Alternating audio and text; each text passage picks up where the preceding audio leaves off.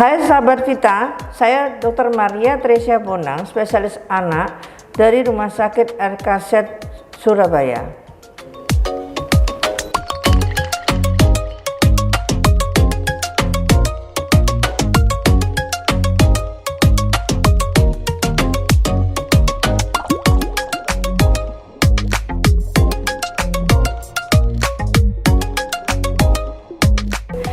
TBC itu adalah penyakit yang di dalam masyarakat terkenal dengan kata flek.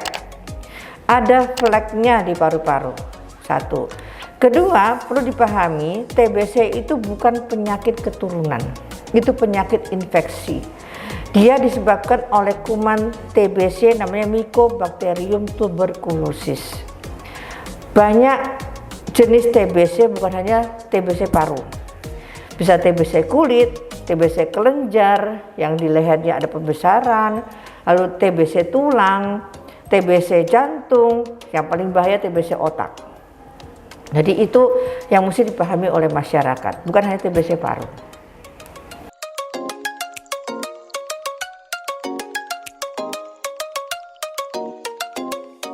Pada anak-anak adalah golongan yang rentan tertular tuberkulosis atau TB. Kenapa? Karena satu, usia dia kan masih muda. Nama anak-anak terutama balita ya. Balita itu respon tubuhnya masih lemah. Nah, jadi satu, daya tahan tubuh yang masih kurang. Apalagi kalau ditambah dengan penyakit-penyakit kronis. Kayak pada anak-anak berat badannya kurang, gizi buruk, lalu ada misalnya penyakit diabetes, penyakit lagi yang misalnya adalah penyakit-penyakit kayak thalassemia, anemia, ya penyakit-penyakit bawaan yang lain atau yang dapat itu membuat anak-anak kita lebih rentan tertular. Dan biasanya mereka kontak erat dengan orang dewasa yang menderita TBC. Jadi punya kontak erat entah pamannya, ibunya, orang tua dari ibunya atau kakek neneknya, itu juga bisa, yang biasa tinggal serumah atau tetangganya. Jadi kontak erat, lalu daya tahan tubuh yang masih lemah, dan penyakit-penyakit yang biasa mencintai anak-anak seperti gizi buruk dan lain-lain.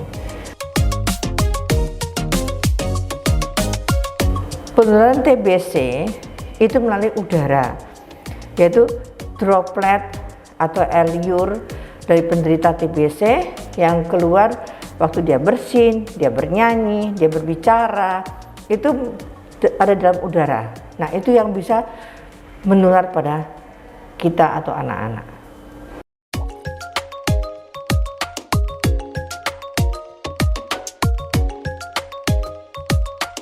Gejala TBC pada anak, kita harus mencurigai kalau anak kita itu satu, mengalami batuk yang lama.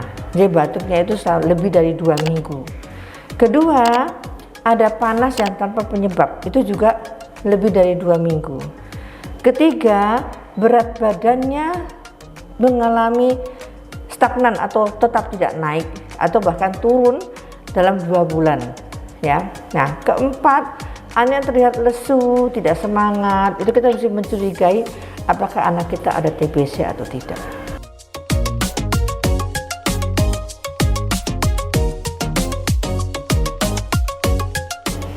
Kalau kita mencurigai anak kita menderita tuberkulosis atau TB, kita harus membawa anak kita segera ke tempat pelayanan kesehatan terdekat, entah itu praktik pribadi dokter, entah itu klinik, entah itu puskesmas, atau bahkan rumah sakit. Jadi semua tempat-tempat itu dapat mendeteksi anak kita kalau dia TBC atau tidak.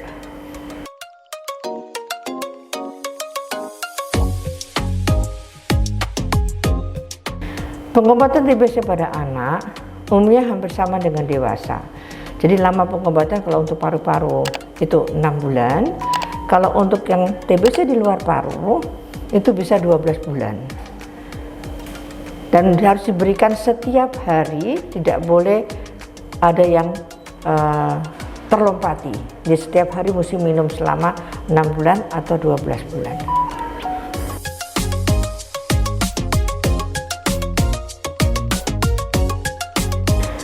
Kalau pengobatan TBC tidak tuntas, itu sangat bahaya. Kenapa? Satu, penyakitnya bisa bertambah parah sehingga bisa memerlukan pengobatan yang bisa lebih lama lagi, ditambah kuman TBC jadi kebal terhadap obat-obat TBC yang umumnya kita berikan. Dia mesti dikasih obat yang lebih besar lagi dosisnya dan lebih lama lagi pemberiannya.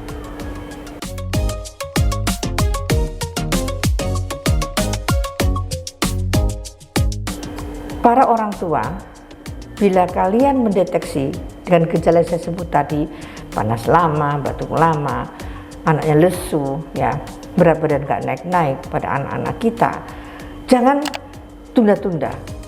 Segeralah kalian bawa anak-anak kalian ke vaskes yang terdekat, karena penyakit TBC di Indonesia itu masih nomor 2 di dunia. Jadi masih sangat banyak masyarakat kita yang menderita TBC, sehingga anak-anak kita gampang tertular dan bahaya bagi mereka kalau sudah tertular tidak diobati dengan baik, bisa berbahaya.